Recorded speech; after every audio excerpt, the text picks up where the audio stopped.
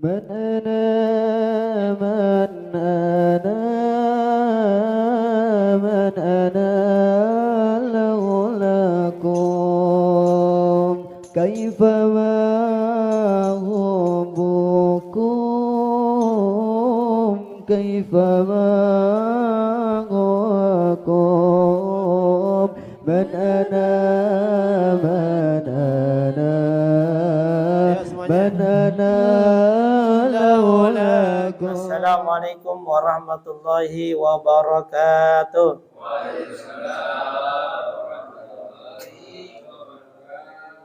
Bismillahirrahmanirrahim. Alhamdulillahil fatih lima ughliqa wal khatim lima sabaq wan nasiril haq bil haq wal hadi ila siratikal mustaqim wa ala alihi wa sahbihi haqqa qadrihi wa miqdarihil azim. Allahumma ahrizna min zulumatil wahmi wa akrim bi nuril fahmi wa ta'alaina bi ma'rifatil ilmi wa ahsin ahlakana bil hilmi wa sahil lana abwaba fadlik wa ansur alaina min hazini rahmatika ya arhamar rahimin.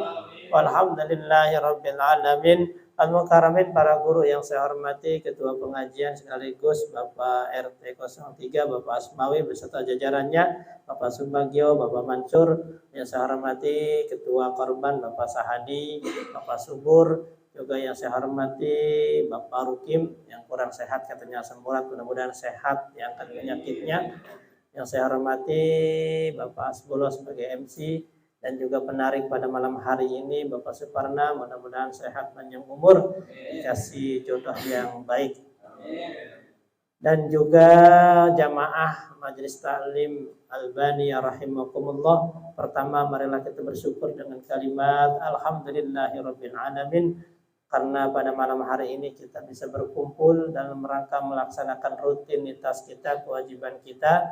Mudah-mudahan Allah membalas langkah kita dengan pahala yang berlipat ganda.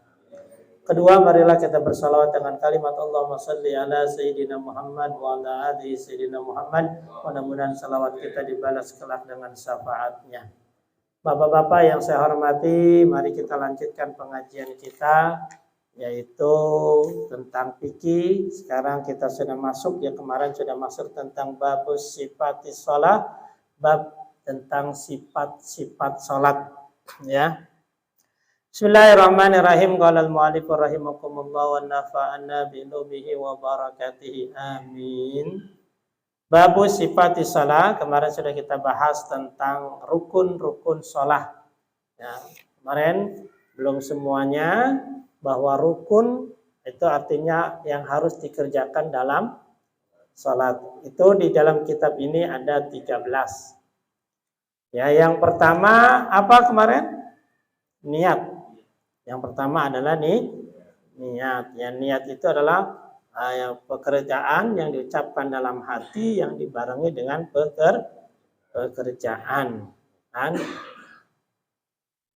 Jadi niat itu di dalam hati, ya, dibarengi dengan pekerjaan. Maka ketika mengucapkan Allahu Akbar.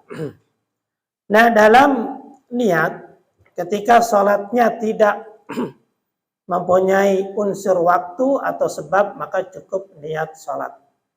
Saya niat sholat cukup, ya, karena tidak ada sebab dan tidak ada waktu, ya, seperti sholat mutlak. Itu kan tidak ada sebab, tidak ada waktu, maka kita cukup ketika niat, saya niat sholat Allahu Akbar, boleh.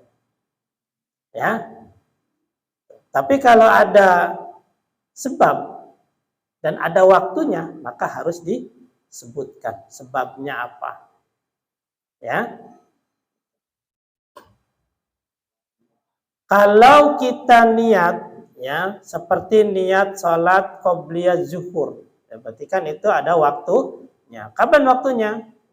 Ya, setelah sholat atau sebelum sholat zuhur. Maka sebutin, saya niat sholat qobliyah zuhur. Itu saja, ya. Kalau sholat wajib, maka harus mempunyai 3 unsur. Yang pertama niat sholat fardu, ya. Jadi boleh Nah, kalau salatnya cukup niat usolli fardhu zuhri. Selesai. Boleh. Jumlah tidak wajib disebutkan. Jadi jumlah tidak wajib disebutkan, dan juga lillahi ta'ala juga tidak wajib. Jadi cukup usolli fardhu zuhri. Usolli fardhu maghrib sah. Ya, sah, boleh. Ya. Terus sesuatu yang tidak wajib disebutin, terus kita sebutin dan salah, maka tidak sah. Tidak wajib disebutin tapi kita sebutin, jadi salah. Rakaatnya berapa? Saya niat sholat maghrib, ketahuan 3, dianya nyebutnya 4. Ngaruh. Ketahuan nggak wajib disebutin, dia sebutin, nyebutinnya salah. Atau dia pengen lengkap, saya niat sholat maghrib 3 rakaat menghadap kiblat, jadi makmum imamnya Bapak Subagio. Ternyata yang jadi imam Pak Subur, salah, nggak sah. Kenapa? Karena nyebutin imam tidak wajib. Dia sebutin, salah, nggak sah.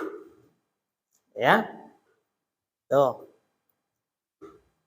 Yang kedua, bahwa rukun salat ayyakula Allahu Akbar, mengucapkan Allahu Akbar ketika takbiratul ihram. Jadi yang namanya salat itu kan diawali dengan takbiratul ihram, diakhiri dengan salam. Nah, berarti baca Allahu Akbar itu rukun ketika takbiratul ihram. Berarti harus dibacakan dengan menggunakan bahasa Arab. Ya kan? Allahu Akbar. Ya, kemarin juga sebenarnya saya sudah ingatkan di sebelum-sebelumnya, kemarin juga saya lupa. Jadi ada yang takbir, ini kadang-kadang membuang huruf akhir. Walillahil ilhamd. Jadi jangan ilham. Kalau ilham berarti huruf akhirnya apa? Mim. Padahal huruf akhirnya apa? Dal. Walillahil hamd. Berubah arti. Karena ini kerjaan tahunan, jadinya lupa. Nah, sebenarnya tahun-tahun yang dulu saya udah ingetin. Jangan ilham, tapi ilhamd. Ya Allahu Akbar, walillahil hamd. Gitu ya, karena nanti berubah arti, menghilangkan. Gitu ya. Jadi Allahu Akbar. Ya, jadi Allahu Akbar. Jangan akbar. Jadi A-nya dipanjangin. Jangan dipanjangin. Allahu Akbar. Jangan akbar. Nah, kalau akbar jadi qalqalah. Berarti hurufnya apa? Qaf. Ini hurufnya apa? Kaf. Jadi kepengen fasih jadi berlebih. Akbar. Salah juga. Ya. Gitu ya. Jadi Allahu Akbar, ya. Jadi nyebutnya harus benar. Karena ini termasuk rukun. Rukun, ya. Kalau kita belum bisa, harus belajar. Belajar dulu sebelum sholat. Masuk Islamnya johor pas. Belum bisa nyebut Allahu Akbar, udah sholat johornya boleh di jam 3 diakhirin, boleh. Karena apa? Dalam rangka belajar mengucap Allahu Akbar. Enggak keburu waktunya, sudahlah. Pakai bahasa yang dia ngerti dulu, ya. Silakan belajar dulu Allahu Akbar, ya. Jadi rukun. Nah, kalau rukun pindah dari rukun ke rukun yang lain namanya takbir intikal. Itu mah sunnah. Jangan mau ruku Allahu Akbar. Nah, itu namanya takbir intikal. Mau pindah. Nah, itu mah enggak wajib. Ya Allah. Sami Allahu liman hamidah. Atau pindah dari itidal mau ke sujud. Allahu Akbar. Itu juga sunnah nyebutnya. Tapi bagi imam harus ya, jangan pelan. Takutnya di belakang makmum nggak dengar. Ya, gerakan imam dengan gerakan takbir intikal harus ya sesuai. Ya. Jadi mas jangan lagi sedekap Allahu Akbar, imamnya masih sedekap. Akhirnya makmum duluan sujud ruku. Jadi harus bareng. Kalau enggak kita lebih dulu tidak apa-apa. Gerakan dulu baru mengucap takbir intikal. Ya. Ada gerakan imam lambat. Mau sujud nih. Allahu Akbar. Tapi gerakan dia lambat. Jadi Allahu Akbar selesai, dia masih dalam perjalanan. Sedangkan makmum ada yang cepat banget. Udah duluan. Ya kan? Karena gerakan imamnya lambat. Takbirnya cepat imam. Allahu Akbar. Padahal imam belum nyampe sujud. Sedangkan makmum udah nyampe duluan. Kan namanya duluin makmum. Makanya imam kalau mau gerakan lambat, takbirnya lambatin Allah gitu kan. Dan makmum jangan nyelonong duluan. Ini namanya orang kan pikiran kadang-kadang begitu ya. Pokoknya imam udah Allah Akbar, udah kita Allah Akbar juga udah. Nggak taunya imam masih dalam perjalanan. Jadi harus konsentrasi jadi imam itu. Makanya kadang-kadang kan jadi imam itu ya susah-susah gampang. Kadang dia bisa, tapi masalah hati ada. Kadang-kadang lagi tidak enak badan kan gitu ya. Ya, sama saya juga lagi kesel jadi imam. Dia kagak lagi apa imam ya? Dia kagak enak pisan ini kan begitu. Gitu. Kadang-kadang kita kesel jadi imam ngambek mah ngambek emang lagi nggak enak, emang lagi kagak enak pikiran gitu kan. Ada kadang-kadang baca apaan baik udah salah dah. Ya itu makanya pentingnya ada imam bayaran begitu. Ya, kalau imam serabutan ya. Jadi siapa aja Pak Narsim tarik. Narsim jadi imam. Kenapa lagi puyeng? Ada siapa aja udah tarik. Serabutan dah, ya kan? Tuh.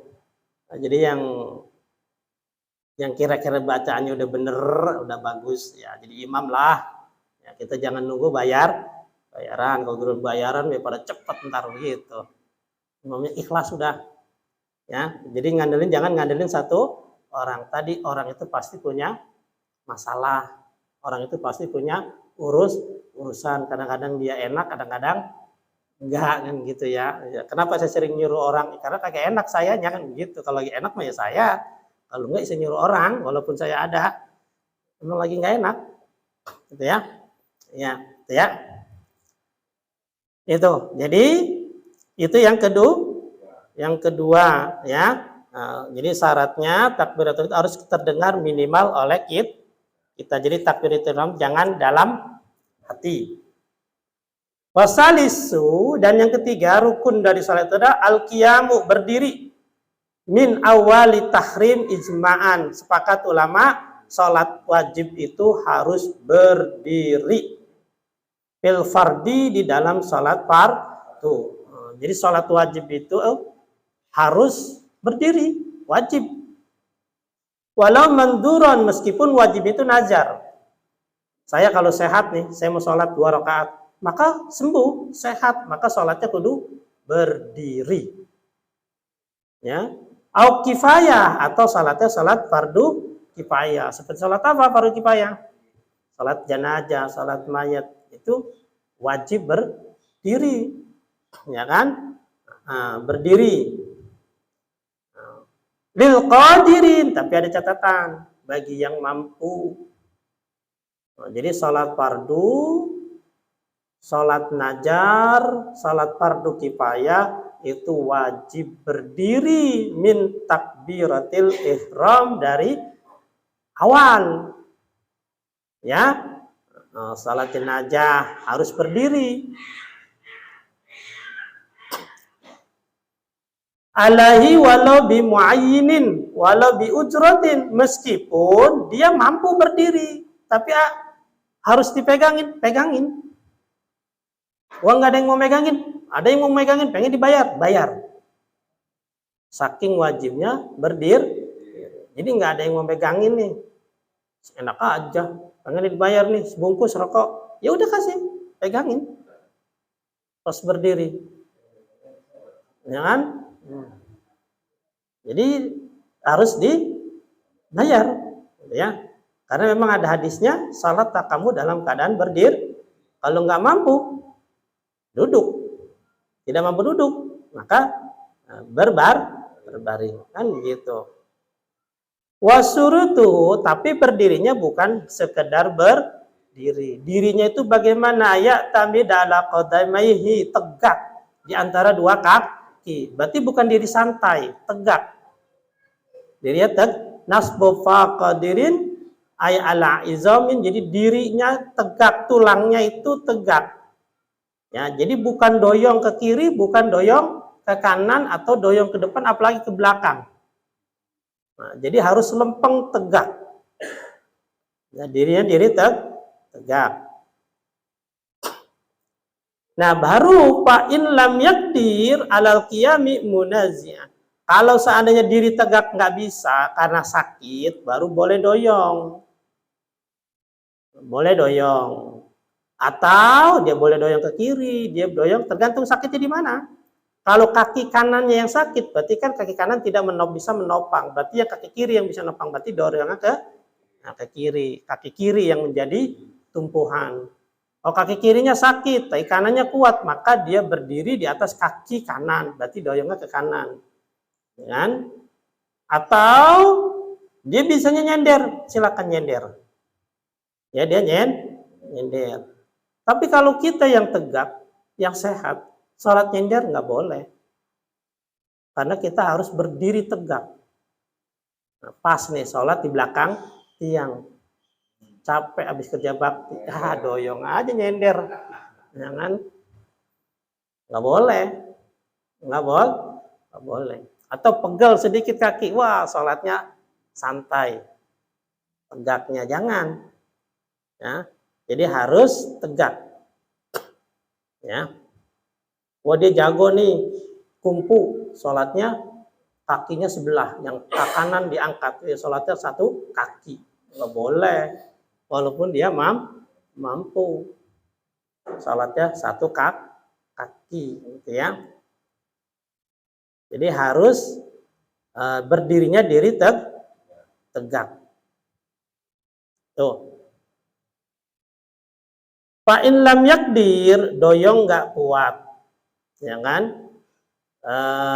Terus doyong ke kiri nggak bisa, yang megang nggak kuat, ya kan? Karena sudah berat, maka kok ada sholatnya duduk, sholatnya duduk.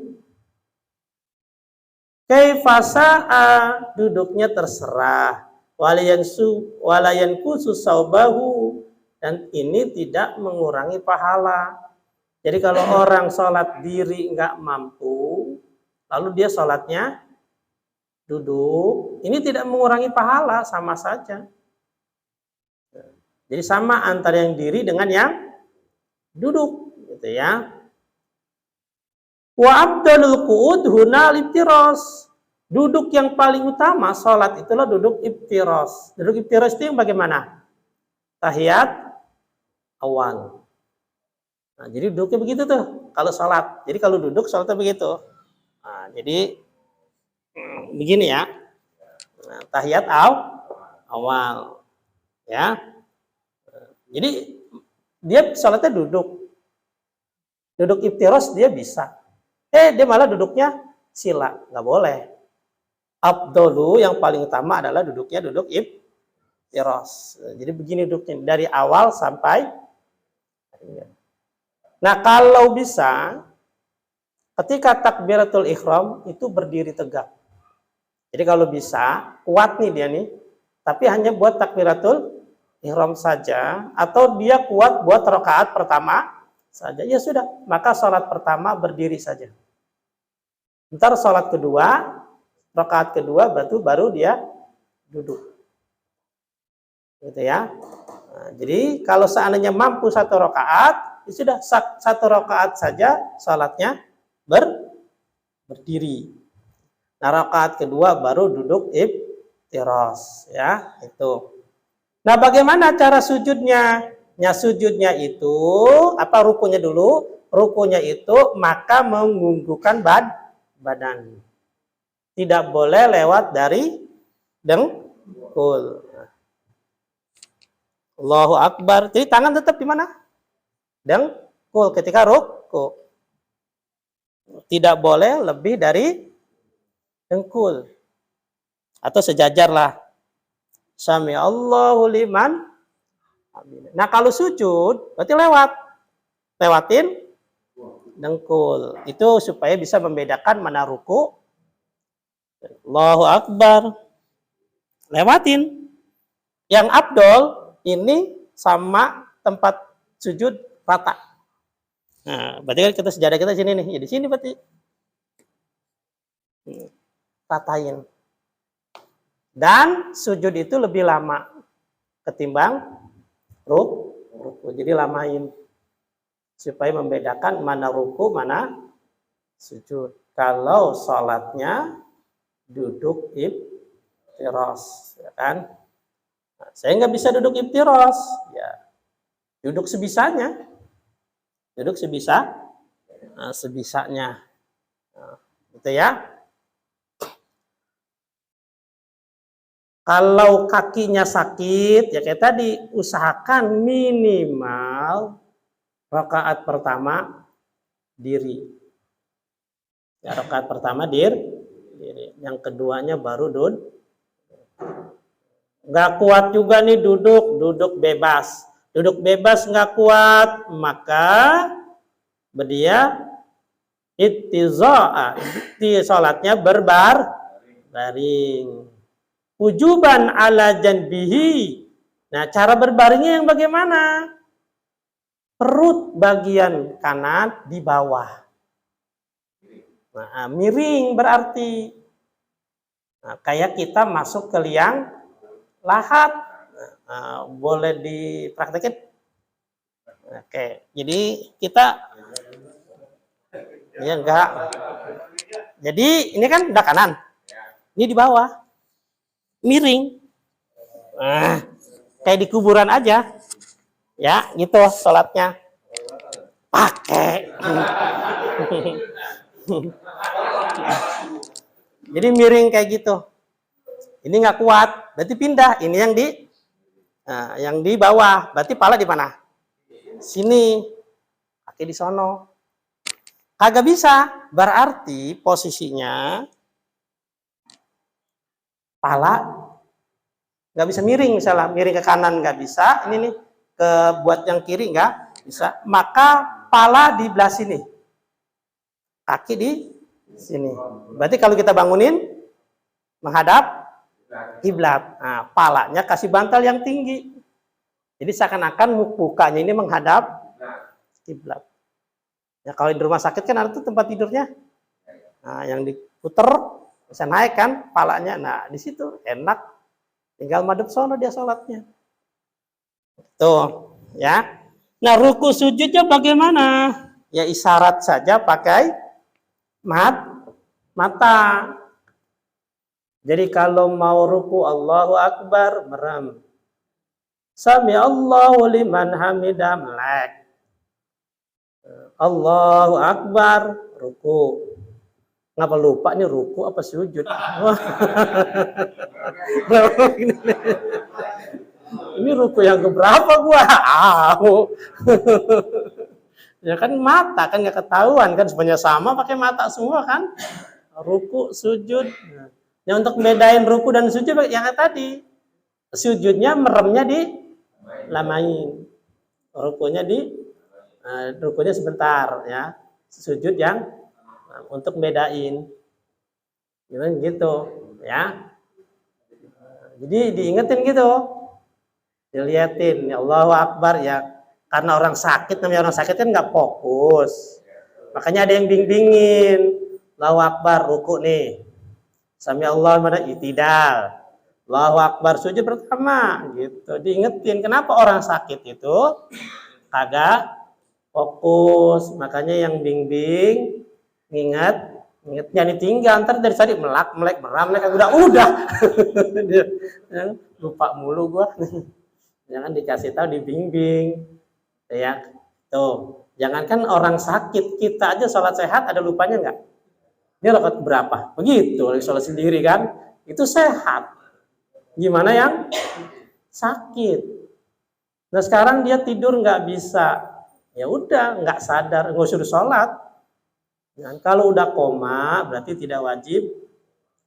Kenapa? Karena syarat sholat itu harus sadar. Harus sadar. Gitu. Kalau sudah mata sudah tidak melek, ditanya udah, ya sudah, berarti udah nggak wajib sholat. Jangan disuruh sholat, orang udah nggak sadar.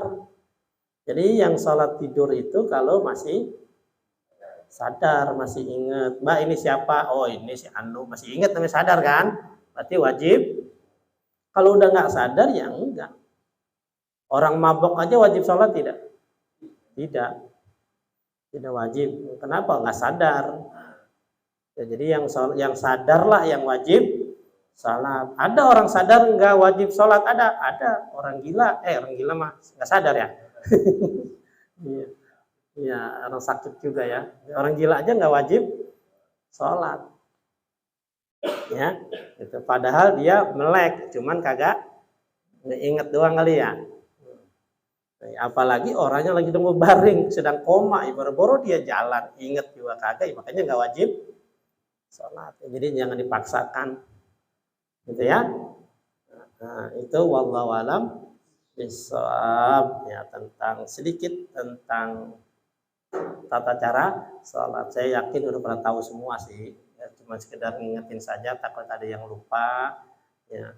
Dan juga mudah-mudahan ini menjadi ilmu bermanfaat, kita ajarkan buat anak-anak kita, buat cucu-cucu kita, buat generasi kita ya. Alhamdulillah pengajian remaja juga sudah berjalan beberapa kali. Saya harap bantuannya, dukungannya dari bapak-bapak yang punya anak ya, SMP, SMA, kuliah, atau yang sudah kerja, suruh ngaji lah. Jangan suruh ngaji ya, tanpa biaya, gratis. PRT yang ngasih konsumsinya tuh. Udah gratis dikasih konsumsi ya kan. Ayo suruh ngaji. Paksa. Jangan disuruh dong. Kalau perlu anterin. Kenapa? Kewajiban kita pertama kepada anak, yang kedua kewajiban kita meramaikan majelis taklim, meramaikan kampung kita, giat ngaji. Jangan, kalau bukan kita siapa lagi, kan begitu. Kalau bukan sekarang kapan lagi? Dan juga malam Sabtu besok sudah mulai pengajian Pak RT, pengajian tahsin wal qiraah ya. Jadi Bapak-bapak, saya mengajak malam Sabtu besok ba'da Isya di sini kita sudah mulai pengajian tahsin dan qiraah, yaitu siapa saja ini dalam rangka mengkader menjadi imam. Dan mengkader menjadi imam karena kita memang jujur masih kurang ya imamnya, karena memang bacaan kita masih kurang, makanya kita perlu guru.